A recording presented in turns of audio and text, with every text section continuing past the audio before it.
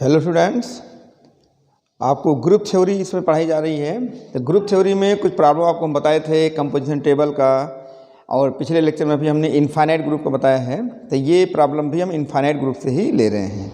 ठीक है, infinite group मतलब हो गया कि जिसके अंडरलाइन सेट में नंबर ऑफ एलिमेंट्स इनफाइनाइट हो, ऐसे ग्रुप को हम लोग बोलते हैं इनफाइनाइट ग्रुप। तो देखिए क्वेश्चन ले रहे हैं, ध्यान से देखिए। ये कह रहा है the set of all rational numbers other than -1। अब याद ध्यान दीजिए, ये -1 अदर देन बोल रहे हैं, यानी कि वहाँ पर -1 भी रेशनल नंबर है, ठीक है, लेकिन वो -1 को डिलीट कर रहे हैं, वहाँ से हटा दे रहे हैं। ठीक, तो other than -1 forms an infinite abelian group. तो इनफाइनाइट तो होगा ही, क्योंकि set of rational number has infinite number of elements, तो हो जाएगा। With respect to the operation O defined by AOB is equal to A plus B plus A into B, ये आप फॉलो करेंगे पूरे क्वेश्चन में, है ना। ये डेफिनेशन दी गई है, O ऐसे करता है, इसको ऑपरेट करता है। Where AB belongs to Q -1। इसका मतलब क्या हुआ कि -1 डिलीटेड है, यहाँ -1 हटा दिया गया है। ठीक है, रेशनल नंबर होने के बावजूद इसको यहाँ से डिलीट कर दिया गया है। तो अब रेशनल नंबर जो होगा उसमें सभी रेशनल नंबर आप सभी नंबर ले सकते हैं, लेकिन -1 को नहीं ले सकते। इसको विशेष ध्यान रखिएगा, अगर -1 कहीं वहाँ पे बिलोंग कर गया तो वो गलत हो जाएगा। ठीक है, विशेष ध्यान दें। बाकी क्वेश्चन देखिए हम शुरू करते हैं, ध्यान दो। अभी इसी का हम एक जो है सिमिलर प्रॉब्लम भी आपको बोल देंगे, उसको आप अपने से करेंगे। वहाँ पर हम क्या लेंगे कि जिस तरह से ये क्वेश्चन लिया जा रहा है, अभी बताने जा रहे हैं, सेम क्वेश्चन हो जाएगा रियल नंबर पर। जहाँ पर हमने रेशनल नंबर लिया है वहाँ पे हम रियल नंबर ले लेंगे, और रियल नंबर में भी -1 को डिलीट करा देंगे। ठीक है, तो ये जो है आपका जो बाइनरी ऑपरेटर यहाँ पे डिफाइन हुआ है AOB बराबर A plus B plus AB, वो इसमें भी हो जाएगा, होल्ड करेगा। लेकिन पहले ये क्वेश्चन आप ट्राई करें, उसके बाद ये क्वेश्चन हम लिख देंगे, है ना। तो चलिए स्टार्ट करते हैं। तो सबसे पहले आप इस डेफिनेशन को ध्यान रखेंगे, तो इसको हम यहाँ पे साइड में लिख देते हैं। AOB is equal to A plus B plus AB for every A comma B belongs to Q -1। ये ध्यान रखिएगा, ठीक है। तो सबसे पहले हम इसमें जो हमारा जो सिस्टम है, इस सिस्टम को ग्रुप प्रूव करने के लिए क्लोजर प्रॉपर्टी दिखाएंगे। तो पहली प्रॉपर्टी यहाँ पर आप लेते हैं, तो आप सब समझ रहे हैं अच्छी तरह से, G1 क्लोजर प्रॉपर्टी, ये लेके चलिए। तो क्या करेंगे, let A comma B belongs to Q -1, ये हमने ले लिया। तो बताइए -1 यहाँ से हटा देंगे, सेट है कि -1 छोड़कर बाकी रेशनल नंबर है। तो जब बाकी सब रेशनल नंबर है तो A और B क्या है, ये भी रेशनल नंबर्स हैं। तो A and B are rational numbers, ये पहले आप लिख देंगे। सो अगर हम दो रेशनल नंबर को जोड़ें और फिर दो रेशनल नंबर को उन्हीं को मल्टीप्लाई कर दें, फिर ऐड कर दें, तो ये भी रेशनल नंबर होगा। Is also a rational number.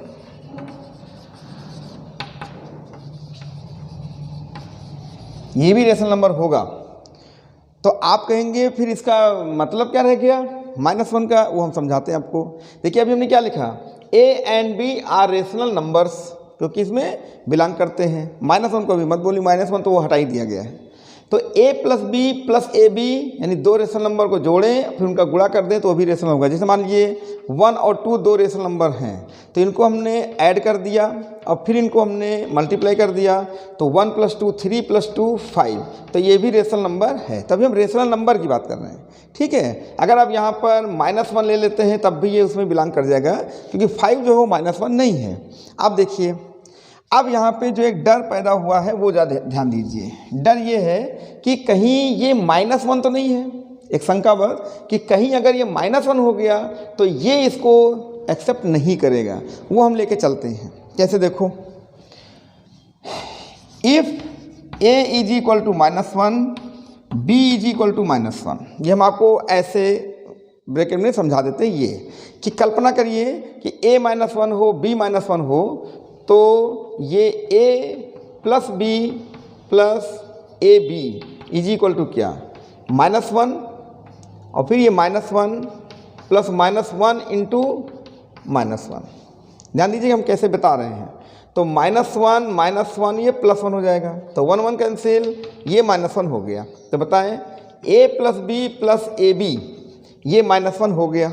तो आप यहाँ पे क्या लेके चल रहे हैं कि a -1 है और जबकि नहीं लेना है। ध्यान दीजिएगा, जबकि -1 डिलीटेड है, -1 नहीं लेना, तो हम उल्टा चल रहे हैं कि यदि a -1 हो, b भी -1 हो, तो ये जो आपको एक्सप्रेशन दिया गया है वो भी -1 हो जाएगा, जो कि q -1 को बिलोंग नहीं करेगा। तो क्या कहता है ये, फिर क्या कह रहा है, -1 बिलोंग नहीं किया, हमको बिलोंग कराना है इसको। तो ये क्या बोलेगा, ये बोलेगा कि नाइदर a -1 नॉर b -1, ये दोनों -1 नहीं होने चाहिए। तो नाउ तो सो क्या बताता है कि a is not equal to -1, b is not equal to -1, implies that a plus B plus A B belongs to q -1। अब आप ज़रा ध्यान दीजिए, अभी हमने -1 ले लिया था तो देखिए बिलोंग नहीं कर रहा था, अब हम -1 नहीं ले रहे हैं तो बिलोंग कर जाएगा, है ना। इसका मतलब क्या हो गया कि अगर a और b दो रेशनल नंबर हैं यहाँ पर जिसको हमने बिलोंग कराया है, लेट a और b q -1 को बिलोंग करते हैं, तो ये एक्सप्रेशन भी बिलोंग कर जाएगा q -1। तो इसको आप एक साथ लिख दीजिए।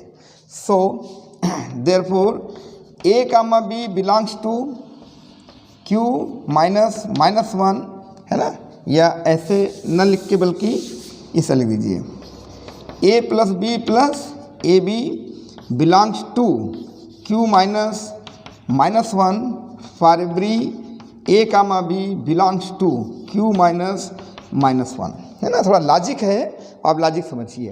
तो हमको वेरीफाई करने के लिए समझा दिए। अब देखिए हमने क्या लिख दिया कि ये एक्सप्रेशन भी q -1 बिलोंग कर जाएगा, कब, जब a और b q -1 को बिलोंग करें, अर्थात ना तो a -1 हो ना b -1 हो, क्योंकि इसमें -1 लेने का कोई चांस नहीं है, क्योंकि इस सेट में -1 है ही नहीं।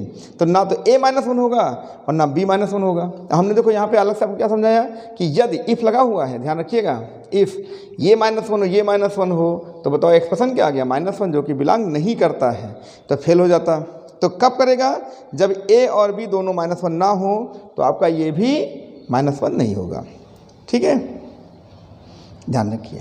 तो ये क्लोजर प्रॉपर्टी, इसमें थोड़ा लॉजिक दे के हमने आपको समझा दिया। आगे चलते हैं एसोसिएटिव पर, कॉपी करिए इसको।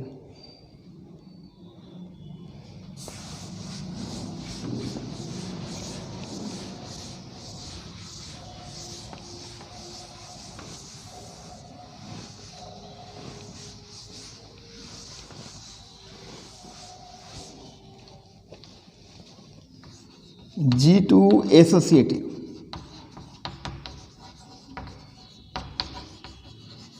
एसोसिएटिव प्रॉपर्टी में क्या होगा, इसमें तो बस, है ना, लिख देते हैं AOBOC is equal to A plus B plus A B OC, भाई वही डेफिनेशन से जो दिया है।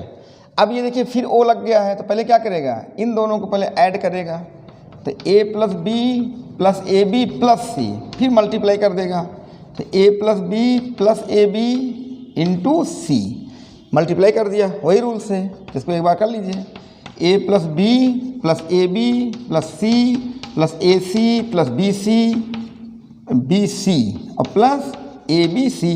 चाहो तो एक ऑर्डर में लिख दो, अच्छा रहेगा। कैसे, a plus B plus C plus A B plus B C और plus A B C, B C C A भी लिख सकते हो, A B B C C A plus A B C, ऐसा भी आप लिख सकते हैं। ये आ गया आपका ए O B O C. And अब लेके चलिए ए ओ बी ओ सी, क्या कर देंगे, अभी ब्रैकेट उसमें कर दीजिए, तो ये हो जाएगा A O B plus C plus B C, ये आप कर सकते हैं। ये हो जाएगा A plus B plus C plus B C और plus A into B plus C plus B C, ये बन जाएगा A plus B plus C और plus B C plus A B plus A C plus A B C, है ना। आप commutative rule लगा के इसको बराबर कर सकते हैं, कोई दिक्कत नहीं, इसमें समय न बर्बाद करें। ये नंबर 1 हो गया, ये नंबर 2 हो गया। आप इसको भी थोड़ा सा अरेंज कर सकते हैं, ए बी बी सी सी ए लिख सकते हैं बाई कम्यूटेटिविटी इन मल्टीप्लिकेशन, ठीक है। तो ये उसी के इक्वल हो जाएगा, तो दोनों का RHS आपका सेम आ जाएगा, तो LHS भी सेम हो जाएगा, मतलब एसोसिएटिव हो जाएगा। तो from 1 and 2 AOBOC is equal to AOBOC for every ABC belongs to Q minus 1, सभी के लिए एसोसिएटिव हो जाएगा, ठीक है। तो एसोसिएटिव आप ऐसे दिखा दीजिए। अब इसके आगे देखिए आप,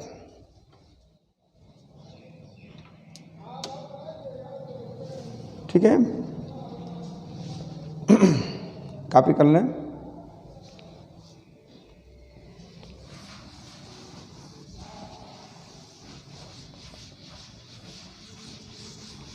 अब इस तरह के प्रॉब्लम में मेन समस्या आती है आइडेंटिटी और इनवर्स की। इसी में कुछ स्टूडेंट जो है वो गलत कर देते हैं। तो हम आपको आइडेंटिटी निकालना सिखा रहे हैं ना। इसमें ज़्यादातर ऐसे प्रॉब्लम है जिसमें जैसे AOB इस तरह से डिफाइन किया जाता है, जिसमें ये एडिशन मल्टीप्लिकेशन नहीं है, ये अलग टाइप का बाइनरी ऑपरेटर है। तो इसमें आइडेंटिटी और इनवर्स निकालने में ज़्यादातर लोग जो है गलत करते हैं, सोचते कैसे निकालें, या आपकी बुक में कोई क्वेश्चन सॉल्व है तो वो डायरेक्ट राइटर लिख देते हैं, या इतना होगा इतना। तो आप सोचते ये कहाँ से ला के रख दिए, वो हम आपको एक पिछले प्रॉब्लम में बता चुके हैं, एक बार फिर से समझा देते हैं। तो G3 एग्जिस्टेंस ऑफ आइडेंटिटी, कुछ भी लिख दें, identity property, existence of identity, ठीक है। Let E be the identity in Q minus 1। ये हमने माना कि E इसकी आइडेंटिटी है। भाई हमें मालूम तो है नहीं E आइडेंटिटी क्या है, तो हमने मान लिया कि E जो है आइडेंटिटी है। Let E be the identity of Q minus 1। So आप ध्यान दीजिए, AOE इज इक्वल टू क्या होना चाहिए, A। भाई E का A पे कोई प्रभाव नहीं पड़ेगा, तभी तो E को आइडेंटिटी बोलोगे। यहाँ लिख देंगे for every A belongs to, है ना, क्या लिख देंगे, Q minus 1। अब आप यहाँ पे वो डेफिनेशन अप्लाई कर दीजिए। देखो अभी E आ जाएगा आपके सामने, तो कैसे आ जाएगा, A plus E plus AE is equal to A cancel हो जाएगा, E कॉमन हो जाएगा, तो 1 plus A is equal to 0, ठीक है। E अब 1 प्लस A 0 हो नहीं सकता, क्यों, क्योंकि 1 plus A is not equal to 0 because A is not equal to -1। सबसे मतलब मेन कंडीशन यही है कि A -1 नहीं होना चाहिए, जो कि ट्रू है, तो ये 0 नहीं होगा, then E is equal to 0। तो बताइए इसमें आइडेंटिटी एलिमेंट कौन है, 0 है, तो निकालना सीखिए। तो आपसे ऑब्जेक्टिव क्वेश्चन में वो ज़्यादातर ये पूरा डेरिवेशन तो करना नहीं, ऑब्जेक्टिव में पूछेंगे, क्वेश्चन दे देंगे, कहेंगे द आइडेंटिटी एलिमेंट इज, आपको ऐसे निकाल के लाना है, आंसर आपका आएगा 0। अब इसके बाद हम आपको निकाल के दिखाते हैं इनवर्स कैसे निकालते हैं। तो 0 और 0 क्या है, ये -1 तो है नहीं, और 0 किसको बिलोंग कर जाएगा, Q -1 को, है ना। जो आइडेंटिटी आई है वो आपके Q -1 को बिलोंग करना भी चाहिए, ये नहीं कि ना करे। और ये -1 तो है नहीं, इसलिए जो है ये बिलोंग कर जाएगा। कल्पना करिए कि अगर ये -1 आ जाता तो फेल हो जाता है ये, क्योंकि ये -1 रखता ही नहीं है, ये भी ध्यान रखना आपको, ठीक है। और ये देखो ये ब्रेक 2 का प्रोडक्ट 0 था, तो ये 0 हमने नहीं किया, क्यों, अगर हम इसको 0 कर देते तो A तो -1 हो जाता, जबकि 1 प्लस A 0 नहीं होगा, क्योंकि ये ट्रू है, क्योंकि ये जो है -1 इसको बिलोंग नहीं करेगा, ठीक है।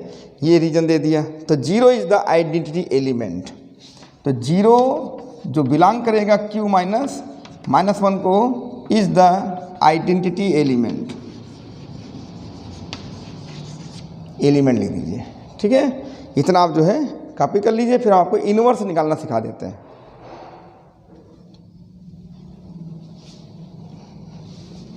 कॉपी करिए,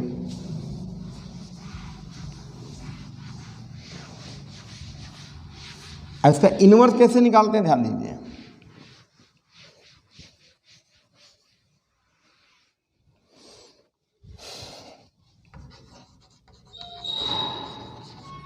इनवर्स। इनवर्स के लिए क्या करेंगे, लेट, है ना, कुछ लिख देते हैं जैसे P be the inverse of A. हम आपको निकालने की टेक्निक बता रहे हैं, इनवर्स ऑफ ए, माना P जो है वो ए का इनवर्स है, ऐसा मान लिया हमने, कुछ मान लो, ठीक है। तो अगर इनवर्स है तो यहाँ पे क्या करेंगे, यहाँ पे भी लिख दीजिए for every A belongs to Q minus one. A जो है Q माइनस वन को बिलोंग करता है। तो अगर हम यहाँ पे AOP लिखेंगे तो हाँ आइडेंटिटी आ जानी चाहिए, क्योंकि ए का इनवर्स अगर P है तो अगर ऑपरेट करेंगे तो E आना चाहिए। E यहाँ पे क्या है, 0।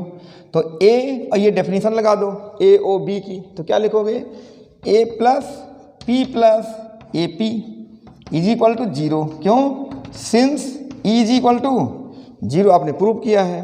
अब आप ध्यान दीजिए, A प्लस P यहाँ पे हमने कॉमन ले लिया तो बचेगा 1 plus A is equal to 0। निकालना क्या है, P, तो P into 1 plus A is equal to minus A, तो P इज इक्वल टू हो जाएगा minus A upon 1 plus A, ठीक है। ये आपको ध्यान रखना है, ये आ गया इनवर्स। तो P ये होगा, तो A का इनवर्स क्या हुआ, minus A upon 1 plus A। और यहाँ पर आपको ये भी बताया गया है कि A जो है वो -1 के इक्वल में नहीं है। अगर सोचो -1 होता तो ये 1 - 1 कैंसिल होकर इनफाइनाइट बना देता है, इसलिए जो है ऐसा नहीं है, A -1 नहीं है। तो यानी जो इनवर्स आया है वो हमारा करेक्ट है। तो इनवर्स ऑफ A, इसका तो क्या हो गया कि the inverse of A is -A upon 1 plus A, जो कि बिलोंग कर रहा है Q -1 को, ठीक है। ये है, तो inverse of each element exist in Q -1। ये इनवर्स प्रॉपर्टी हो गई। तो इनवर्स निकालना समझ में आ गया आपको, ठीक है। अगर आप वेरीफाई करना चाहें तो यहाँ पर -A 1 प्लस A रख दीजिए, यहाँ पे आपका जो है 0 बता देगा वो, उसी डेफिनेशन से, लेकिन कोई ज़रूरत नहीं उसकी। एक इनवर्स हो गया। अब इसके बाद बात आती है कम्यूटेटिव की।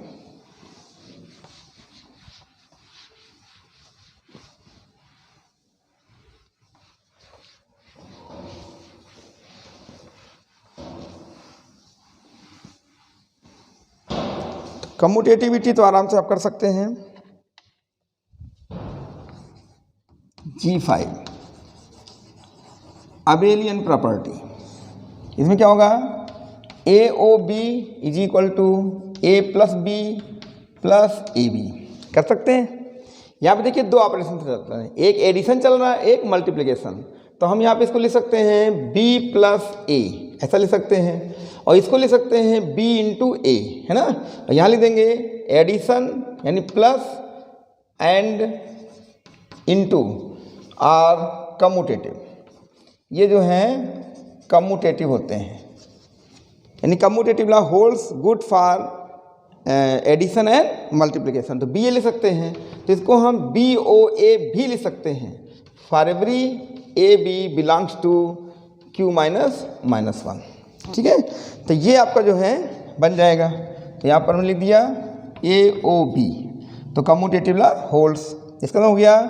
और ये भी लिख देते हैं कि सो Q -1 is an abelian group, abelian group under O। लेकिन इन्होंने इनफाइनाइट लिख दिया है, तो ये भी लिख दीजिए, सिंस क्या, Q -1 has infinite number of elements, number of elements, सो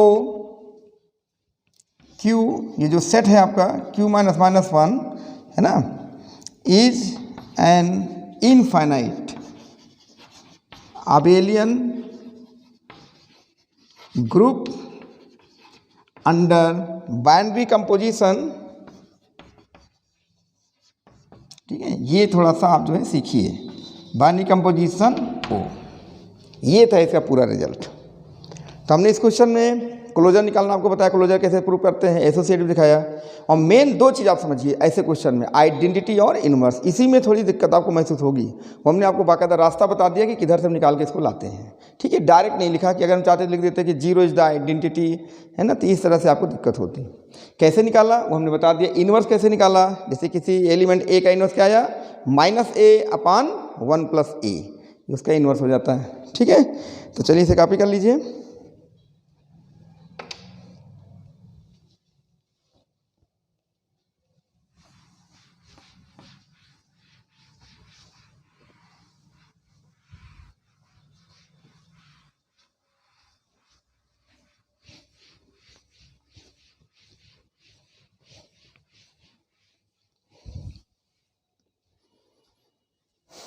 तो ग्रुप में कई तरह के क्वेश्चन बनते हैं, जैसे हमने आपको सेट पे बताया है ना, अभी एक इस तरह से a + b a b ऐसे करके दिखाया आपको, है ना। मैट्रिक्स पे भी बनते हैं, सेट थ्योरी सेट पे बनते हैं, यानी कई तरह से क्वेश्चन बनते हैं। तो वो हम आपको एक और बताते हैं, वो हम आपको बताने जा रहे हैं पावर सेट पर, है ना, वो पहले आप समझ लीजिए। ठीक, तो हम सबसे पहले आपको पावर सेट समझाते हैं क्या। जैसे मान लीजिए x कोई एक सेट है, थोड़ा आपने सेट थ्योरी पढ़ा होगा इंटरमीडिएट में, जैसे लिख दिया 1 2 3, तो इसके सबसेट्स क्या हो जाएंगे, सबसेट्स। अब बताइए कितने एलिमेंट है, 3, तो इसके सबसेट होंगे 3 2 पावर 3 8 सबसेट्स होंगे। पहला सबसेट कौन होगा, 5, दूसरा 1, पहले सिंगलटन 2, है ना, ये सब चीज़ें आपको पढ़ाई गई हैं। फिर 2 एलिमेंट के 1 2 2 3, है ना, 3 1, और फिर स्वयं वो सेट x। तो 5 और इट्स जो सेट x है वो तो होता ही है सबसेट, क्योंकि every set is subset of itself and 5 is the subset of every set, है ना। और बीच में सिंगलटन आया, फिर 2 एलिमेंट के आ गए, तो आप गिन लीजिए 8 आएगा, 1 2 3 4 5 6 7 8 लोग हो गए। तो ये कहलाता है x के सबसेट, तो सबसेट्स ऑफ x। जो पावर सेट होता है, पावर सेट, तो जो पावर सेट होता है वो हो जाता है सबसेट्स ऑफ x, यानी हम इसको जो है एलिमेंट समझ लें। जब एलिमेंट समझ लेंगे तो देखिए हमने यहाँ पे एक करली ब्रैकेट लगा दिया, अब ये एलिमेंट्स हो गए, तो एलिमेंट्स हो गए तो इसे हम क्या बोलेंगे, पावर सेट। ठीक है, तो अब यहाँ पर अगर पूछा जाए कि 5 क्या है, तो आप जो है 5 बोलेंगे कि ये जो है px को बिलोंग करता है, ना कि सबसेट, क्योंकि 5 इस समय एक एलिमेंट हो गया px का, पावर सेट। जैसे भी कह दिया जाए कि 1, तो अगर आपने लिख दिया सबसेट ऑफ px, तो ये गलत है, क्योंकि इस समय 1 एलिमेंट है ऑफ px, ये सही है। ठीक है, ऐसे आप समझिए। ठीक, अब आपको बात समझ में आ गई होगी। तो इसमें ये कैपिटल X जो है ये क्या है, ये px का एक एलिमेंट है, ना कि सबसेट। तो पहले इस पे हम बेस्ड क्वेश्चन बताने जा रहे हैं ग्रुप में, वो आप समझिए। तो इसको पहले थोड़ा सा कॉपी कर लें, एक जानकारी दे दी, ये सेट थ्योरी का था, इंटरमीडिएट में हमने पढ़ा भी है। हमने कहा पहले थोड़ा सा बेस बना दें तो आपको वो क्वेश्चन समझने में आसानी हो जाएगी। चलिए,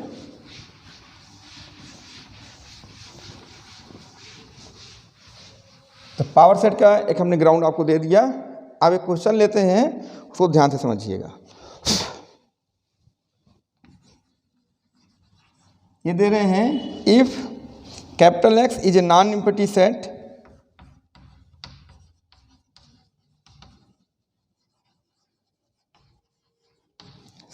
है ना, एंड px, अभी पावर सेट हो जाएगा, px is the power set of x,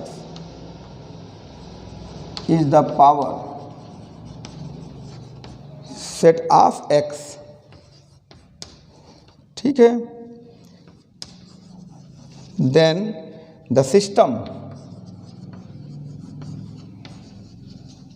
एक सिस्टम लिया गया है px कामा, ये यू नहीं है, यूनियन है ना, यूनियन ऑपरेटर होता है, union is a monoid but not a group. ये ग्रुप नहीं है, ठीक है, वेयर यूनियन स्टैंड्स फॉर, ये किसके लिए स्टैंड करता है, यूनियन ऑफ सेट्स।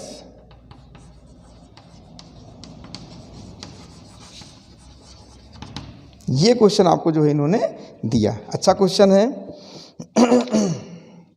कैसे प्रूव करेंगे ध्यान दीजिए, ठीक है, तो लिखना सीखिए। बाकी ऑब्जेक्टिव के लिए तो आप ऐसे ही समझ लो कि ये जो है मोनोइड है लेकिन ग्रुप नहीं है।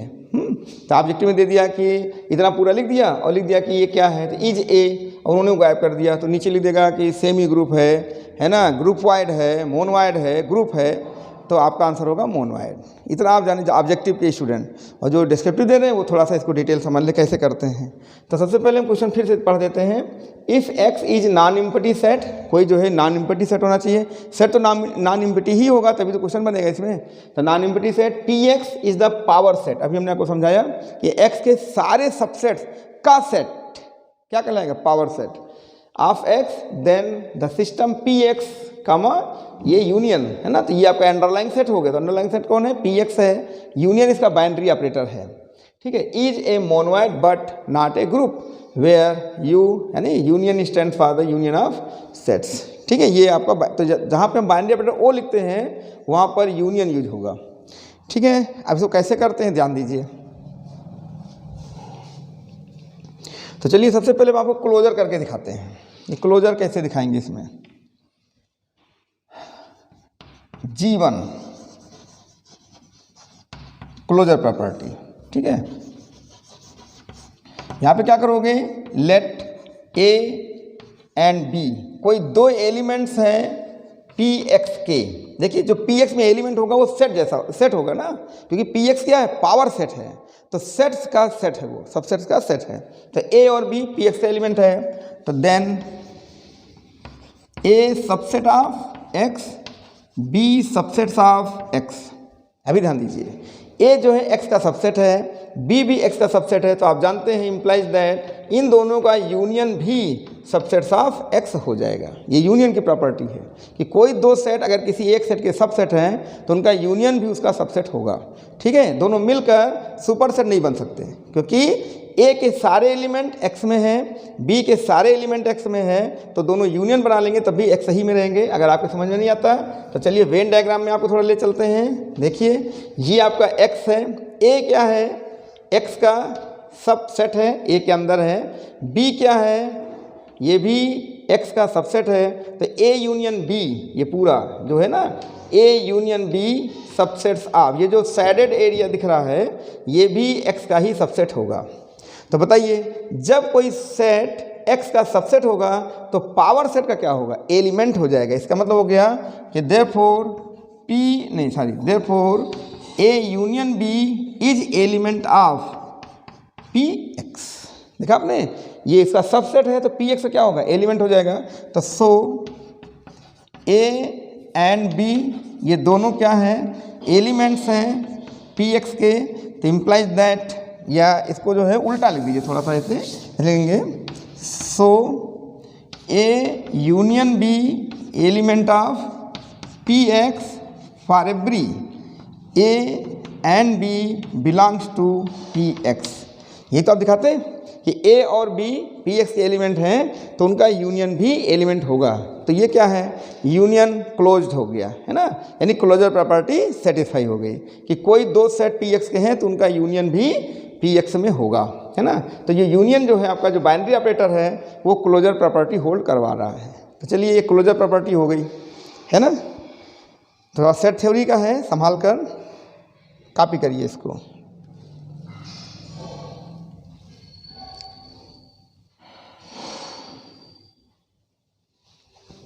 ठीक,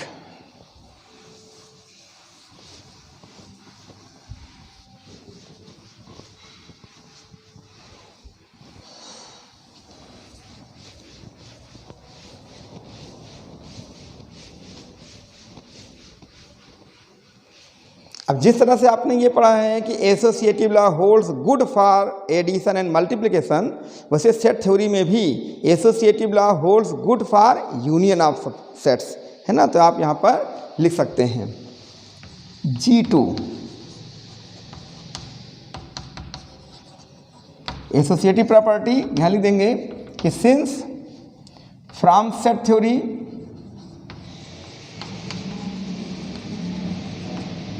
associative law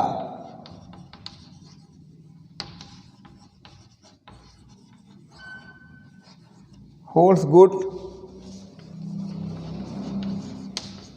for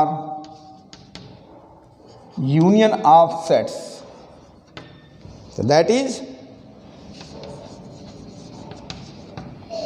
A union B union C is equal to होता है A union B union C for every A B C belongs to Px. Px के लिए तीन एलिमेंट हमने लिए तो तीनों में जो है आपका यूनियन फॉर्म करेगा। ठीक है, इसे आप कॉपी कर लें। फिर बात आती है आइडेंटिटी की।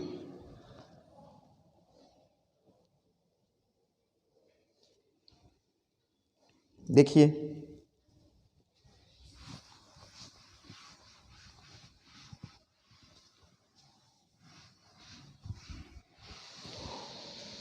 इसकी आइडेंटिटी कौन होगी?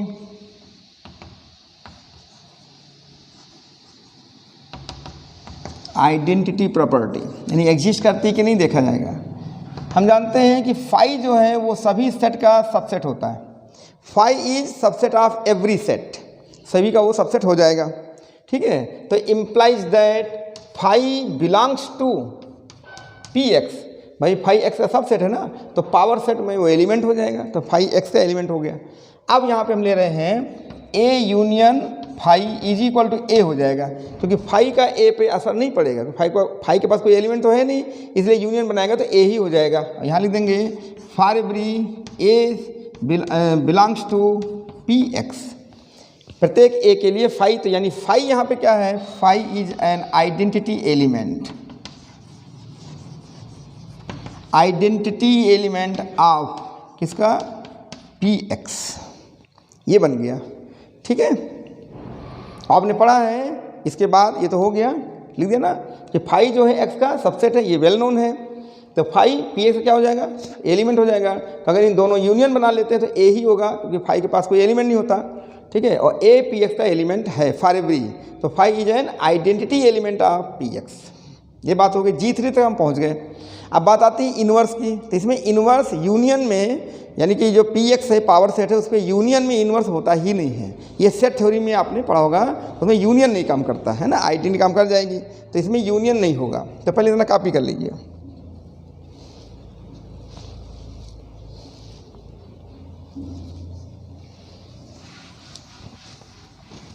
तो G3 तक हम जो पास कर ले गए, तो आप जानते हैं कि मोनोइड में अगर कोई सिस्टम क्लोजर है, एसोसिएटिव है और आइडेंटिटी एग्जिस्ट करता है तो उसे मोनोइड कहते हैं। अगर इन्वर्स नहीं करता तो वो ग्रुप नहीं है। तो यहाँ पर लिख देंगे कि दिस सिस्टम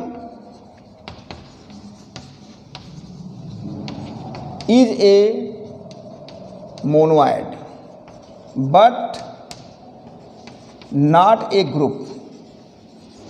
ठीक है, क्या लिख सकते हैं? बिकॉज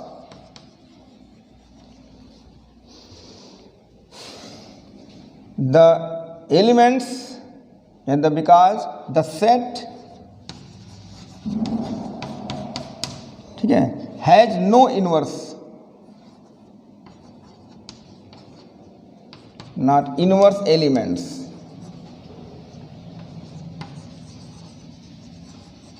ये इनवर्स एलिमेंट्स नहीं रखता है।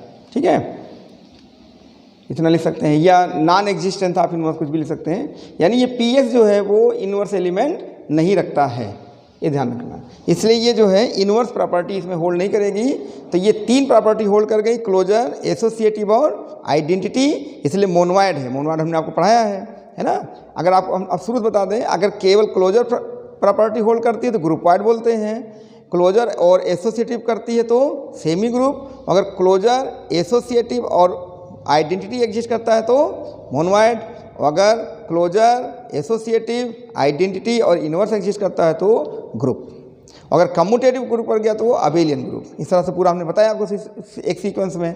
तो ये मोनोइड तो है लेकिन ग्रुप नहीं है। ठीक है, तो इस तरह से ये क्वेश्चन आपका कंप्लीट हुआ। तो अभी इस लेक्चर में आप इतना ही तैयार करिए, फिर आगे भी हम कुछ प्रॉब्लम ला रहे हैं ग्रुप के, बहुत अच्छे अच्छे प्रॉब्लम हैं, को तैयार करिए और फिर अपने से भी थोड़ा पढ़िए, बुक से पढ़िए, तो धीरे धीरे आपका माइंड जो है डेवलप करेगा। ठीक है, thanks for watching my video.